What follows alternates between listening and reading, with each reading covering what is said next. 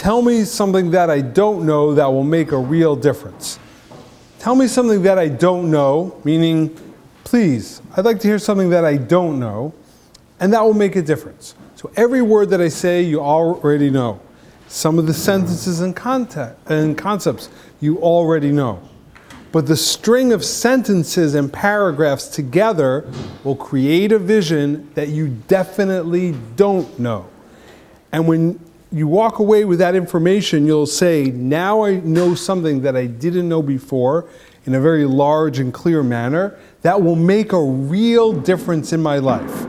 Not just a better way to utilize the ATM, make a real difference in my life. I'll have an overall life clarity. So we're going to start with asking two questions. The point of the question is to evoke an interest. We'll create a context, and in that context, we'll answer the questions, and you'll walk away with something significant. So the first question is, I personally grew up conservative, heard about Pesach, never heard about the last days of Pesach. That and Shavuot, complete mysteries, never heard about that. And Pesach, Passover, we all know the Seder, but really it's a 7-day holiday that ends in a 7th day, which we celebrate. It's a holiday, a Yom Tov, just like it is on the first day. Why is there this 7th day holiday? You left Egypt. We remember that we left Egypt, that formed a nation. Let's leave it at that, 1 day. Why does it extend to 7 days? And on this 7th day, we make it into a holiday? Why? I don't understand. What is that purpose? Now, the answer of this in general is that, on that 7th day, we left on the 15th of Nisan. On the 7th day, we went through the sea. The sea split and we went through it. Okay, what is the significance of going through the splitting of the sea that we make a holiday? Does anybody here relate to that on a daily basis? What does that mean? That's the first question. And the second question is that we see what was the reaction or the relationship that Jews have to the splitting of the sea? Something called Shira. Shira means song. That when the Jews went through the Yam Suf, the splitting of the Reed Sea, they sang song. What does this holiday and the splitting of a sea have to do with song? And on a real practical level, what is song? What are you doing when you're singing? If you walk in and someone will be singing, or if you ever hear somebody sing an opera but in English, it sounds insane. You would never, like in a daily level, oh, hello, what are you doing? What are you doing with song? So I don't understand song. Jews sing. What is song, and how does that relate to splitting of the sea? Those are two questions. Those two questions will hopefully empower me to get a larger picture of clarity. So one of the great lenses that we can use was the Maharal of Prague. He lived in the 1500s, and he was a great clarifier.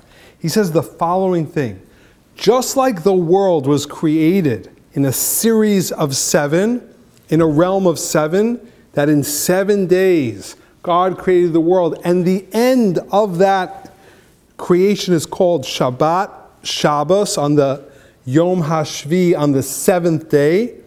So creation works in a beat of 7.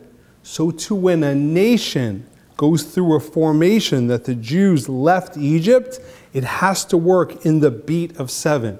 There has to be the number 7 attached to it, because the number 7 represents the realm of this world, the 7 notes of music, the 7 days of the week, the world, the natural world, its fulfillment is in 7.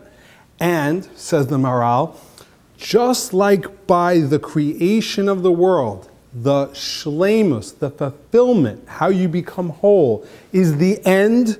It ends with Shabbos, and in Shabbos is the fulfillment of the days. So too the leaving of Egypt, the fulfillment of that was on the 7th day of the leaving, which is the Kriyas Yamsuf, the splitting of the sea, when we went through this realm. So it's working in a parallel level to 7 days of the week, Shabbos, it's complete. 7 days we leave Egypt, now we go through 7 days. When is it complete? It's complete when we walk through the sea. Okay, now here the parallel, days of the week 7, leaving Egypt 7, walking through the sea. Why is that the fulfillment? Why is that the shlemus? Why is that the goal? So the concept is, which is very important for every Jew every day to always realize, this is not all there is. We live with a belief that this is not all there is, that there is going to be a better future. One day, by Yom HaHu, on that day, there will be all one. We believe that this is not all there is. There's a better future. And even though we see the prohibitive forces of nature and temptation, but this will also change, because in truth, nature is a miracle you get used to. Nature is a miracle that you just have gotten used to. Tell me the sun every morning, oh my gosh, the sun didn't fall down? That's amazing. Who's holding it up? Who's paying the bill? That's awesome. It's a miracle. It doesn't make any sense. God willing, you all have children one day, you'll never get used to it. It's a miracle. Human being, the 2 human beings, now the 3, come on. It's a miracle. But a baby's born once every 3 seconds. It's a miracle that you get used to. But really, everything is a miracle, and nature is just an illusion. That really, what you think is defined nature ultimately is part of something bigger. We can't see it, but we know that it's there. When the Jews left Egypt, in the beginning they saw, oh, they were enslaved, now they break free. Now, fine, there's nobody forcing them down, but there's still this realm called nature. The walk through the sea was the concept of the realization that what looks to be nature is really not nature, can be undone. That the concept of God is this everywhere, all the time realm that creates nature and ultimately controls nature. When we had that revelation that it's all a form of an illusion, that was the fulfillment of going out of Egypt. We mentioned before, the concept of Egypt was constriction. That all of us face levels of constriction. And freedom is always a post-constriction state of mind. Free means prior you were enslaved. You were held down. We celebrate the freedom of now we're free, we're out of Egypt. But what is the encore of the concept of freedom? When you realize that nature is also not a prohibitive force. You can't be held down by anything. Nothing holds you down. Stage 1 is, I live on earth, we're a bunch of Jews, the Egyptians are very strong, we're good people, this is unjust, they're holding us back. Paro and his army, they're holding us back. Stage 1 is, oh, don't worry, you're weak, they're strong, I'll move them out of the way. Stage 1 of this revelation of the purpose of the world. But the crescendo of that realm was a realization that there's nothing that could hold you back. Nothing, even nature, is an illusion. You think a sea, you can't walk through it, it will split. Now, that's why our true formation as a nation, when did we got it, light unto the nation. When did this miracle of a tiny nation faced with constant annihilation, 1/4% of world population, but still illuminates and survives? When did this miracle start? Well, it started through the leaving of Egypt. When was its crescendo? When we realized that all nature is an illusion. When we realized it's all connected as one and we could break through anything. What's the reaction of a human being when you're like, whoa, there's something bigger? Well, the reaction is called happiness. Now, happiness, says the Maharal, is always synonymous with shira, with singing. What is singing? A human being is a speaker. What distinguishes us from other mammals is our ability to communicate intellectual ideas in a verbal way. So who I am, I'm reflected by what I say. Speaking is when you make it real. You bring what was potential into reality. When you bring potential into reality through speech, the apex of that speech is the expression of shira. If I were to sing, regardless of having a good voice. I am not just telling you directions. Go down 7th Avenue for 1/4 of a mile, make a right on a street. I'm not just telling you something. I am singing to you. It means I, who I am on the inside, my heart is now expressing myself from the deepest place of my essence. Real song. When a person belts out a real song in passion, they hydroplane out of their normal fears and inhibitions, and they express themselves to the maximum. And the opposite is silence. Silence when you hold it in. When you're keeping it, I don't want to bring myself out. I don't want to reveal who I am. So the realm of Shira, when you talk about happiness, so that realm of happiness occurs when you have full expression. Now, the Maharal asks, so wait a minute, can we truly have happiness in this world? Can we can you really be happy? You secure a job, you have a 501k, you happy now? It's great. The people are starving. The world is not in the order that it should be. So we don't have full happiness in this world, but we do have tastes of it. We do have little glimpses when it opens up. When a person experiences a miracle on a personal level, and for sure on a national level of a sea splitting, so the realization of that miracle penetrates to a person's heart, in which they see that there is a world right now, as we speak, that's a world of all good. There's another dimension that exists as we speak, that's a world that's all good. And I just got a quick little peek into that matrix. I just got windowed into what that looks like. When the sea split and they saw, there's a world that even though it looks physical, but really as we speak, there's a world of all good, and that's a world that we will be with. When that one quick flash happened to them, happiness entered into their heart and caused this two-step reaction called song. Their heart was filled with that, ooh, all good, and it came out in a secondary stage in what we call Shira, what we call this realm of song. The verse, when it describes their singing, it says the word Oz, and then, if you know Hebrew, 2 letters, Aleph and Zayin. Oz, then they sang. The Maharal asks, you see throughout the Torah, sometimes it means past tense, sometimes it means future tense. What does it mean in this tense, Oz, and then they sang?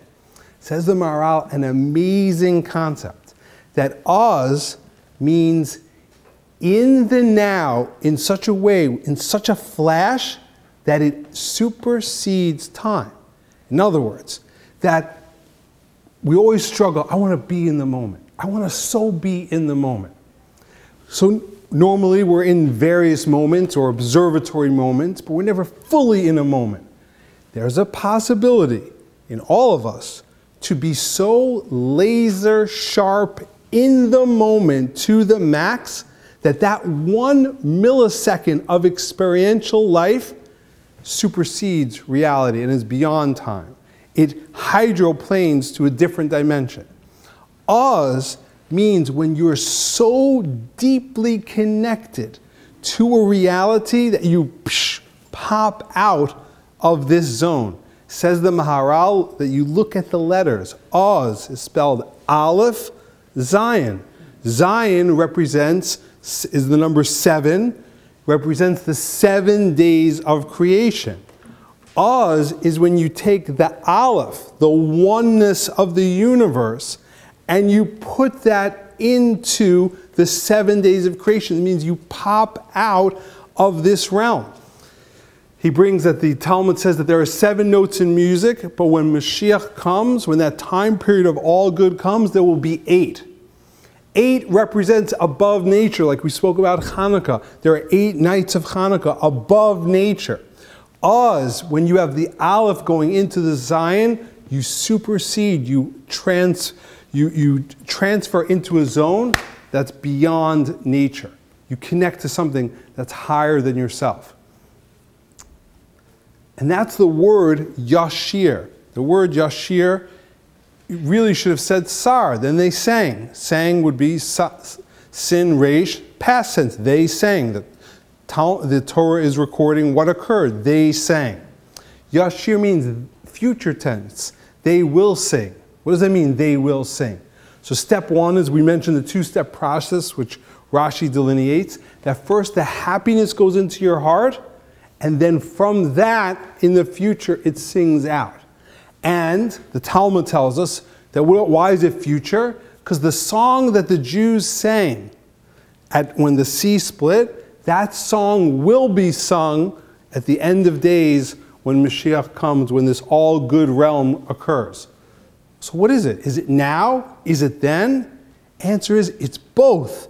Meaning, they sang on a level of Oz. That means at that one point, they superseded nature. And when they hydroplaned out of nature, they connected to the zone of the future. Because if you look at time, which is relative, time is, as a metaphor, you have the plane, you're below the clouds, various weather, you bust above the clouds, and it's always sunny above the clouds. That's a metaphor of time. Time is relative. As Einstein said, take two twins, leave one on Earth, shoot one far out into space, bring him back. The twin that got to go into space, he aged less than the twin on Earth. Time is relative to this world, but there's a zone that's beyond time in which all things are one. That everything is ultimately connected. So Oz, when they had this zone of Oz where they superseded nature, the song they sang at that moment is the song they will sing in the future, because that moment is connected to the future. That moment is connected to a zone in time in which everything is all one. So that is the end of Pesach, a holiday that is rarely discussed. I think Jews celebrate Pesach, Passover, more than they celebrate any other holiday. But the last days of Pesach is forgotten. But the last day, how it ends up, is the most important. Because why do we celebrate Pesach? Because we were formed as a nation. Who cares? Is that July 4th? Somebody signed the Constitution and we're going to eat burgers? What does it mean? No, it means this is the moment of our inception. Oh, come on, what is this? Xenophobia? Like, oh, the Estonians, oh, when did Estonia get established? Who cares? No, because we as a nation have a mission. Not something that's egotistical, something that is our obligation. And if you read history and the signs of history, you cannot help but to be convinced. The formation of that nation occurred through the leaving of Egypt, but the leaving of Egypt didn't finish until we went through the sea. And what was our reaction? Shira. That's why, says the Maharal, what are we called? We as Jews were called Ivrim. Ivrim is the word aver, to go over, yam, the sea. Who we are, our name, our essence is sea-goer-overs. What? I'm not a big boat person. What do you mean? Oh, yeah, what does it mean, Ivrim, Ivrid? It means, over the sea. We went over the sea. What are you talking about? No, because our inception was the leaving of Egypt, which was completed through the going through the sea. That is when we became who we are, when we realized that all of reality, all of nature is an illusion. Oh, and what was our reaction when we did that? I don't know, I haven't seen the Ten Commandments in a while, but I don't think it has them singing. I'd be like, whoa, that's so cool. Wow, it's amazing, going through the sea. Our reaction was Shira, which means that part of our lives is this concept that when you're in the zone of 7, you could break through and connect to the zone of 8. Meaning, 7 days of the week, and on Shabbos, that's the completion, that's when you rest. But in that 7, you can have a sneak peek into 8. We leave Egypt, and on the 7th day, we go through the sea. And going through the sea, we had this Oz experience of peeking through nature and seeing that it's all an illusion. At that one peak, that in 7 we peek to the future, then we have simcha, we have happiness, and we have shira.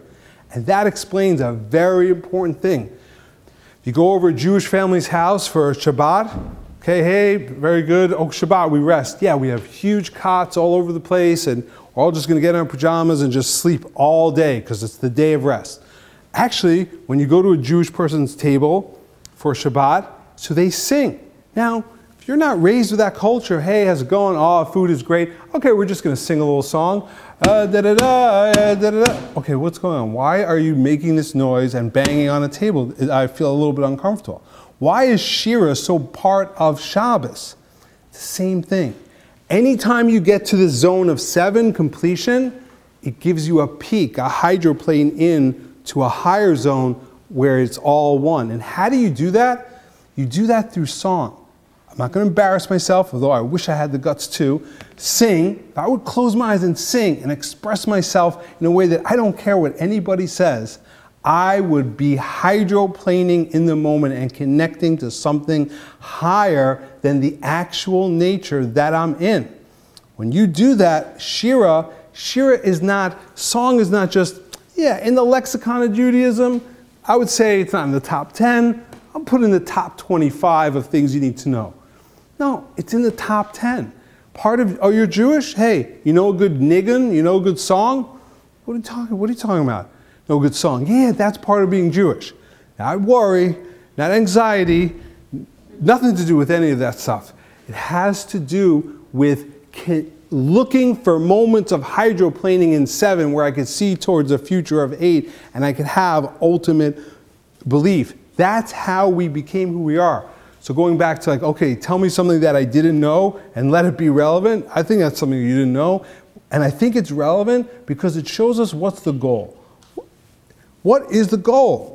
Is it just to survive, find a secure job, then have enough money to eventually make a down payment on an apartment, and then you'll feel secure, you and your family, to ultimately get married and to struggle to find a home after spending tons of money in rent in Manhattan? Is that really what the goal is, to secure real estate for a number of time and then move to Florida and possibly keep dual residency and maybe get 6 months in Florida so you can avoid taxes? That's really the goal? That's really where we're headed?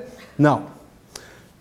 Maybe on a physical level, but on a spiritual level, we're headed towards cycles of 7, where we're going through the days of the week. I hit it. And now in it, I'm connected to something bigger. Where do we see that? From our inception of who we are. From the passing through the sea, we saw that this concept of Shira, that I'm connected higher. And on a daily or weekly basis, we do it on Shabbos. People sing. That's a natural concept. So in the series, to wrap it up, where we're going with this in this 5-part series is Movement of the People. Movement of the People, which is a very good song. But besides being a good song, means that, okay, leaving Egypt, now we're going through the sea. Next we're going to deal with the roots of anti-Semitism and the first incident of anti-Semitism recorded in the Bible. We'll discuss that next week. But the concept is there's an evolutionary process of development. Human beings do not come out of their mother's womb and all of a sudden just become bigger. They go through a tiny incremental development. The birth of an individual and the birth of the nation is the same thing. We go through a system of development. So what we're tracing here, it's not just, hey, never knew about the 7th day of Passover, huh? Pretty interesting. No, it's saying this is how we develop to connect to our purpose. So stay tuned, the end.